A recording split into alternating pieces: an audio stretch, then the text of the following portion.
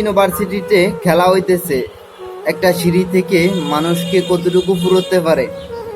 তাই যে আসে সেই পড়ে যায়, যে আসে সেই পড়ে যায়। তাই লাস্ট একটা ছেলে আসে, একটা ছেলে 2 সিঁড়ি ওঠে আবার মাটিতে পড়ে যায়, 2 সিঁড়ি ওঠে আবার মাটিতে পড়ে যায়। এই কাহিনীগুলা দেখে পিছের মানুষগুলো, ছাত্রগুলা তাকে নিয়ে হাসাহাসি করে, কিন্তু তারপরে সে হার মানে না।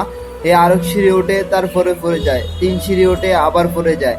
এরকম করতে করতে ওই মানুষগুলা বারবার বলতেছে, তোর দ্বারা হবে না, তুই পারবি না, তুই সেখান থেকে চলে আস।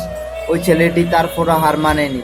ওই ছেলেটি চেষ্টা করতে করতে করতে করতে অনেক চেষ্টার পরে একবার উপরে যায়, আবার মাটিতে পড়ে যায়, আবার লাস্ট সিঁড়িতে চলে যায়, আবার মাটিতে পড়ে যায়। পিছের মানুষগুলো, আশেপাশের ছেলেবেলেরা সবাই নিয়ে তাকে হাসতে থাকে। আসলে সে মনে হয় পাগল হয়ে গেছে।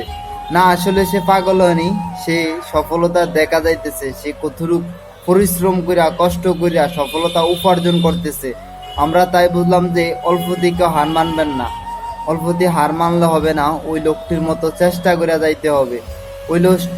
ওই লোকটিও লাস্ট পর্যন্ত ওই সিঁড়িটা কমপ্লিট করতে পারে। তাই অল্প দিয়ে হার মানা যাবে না।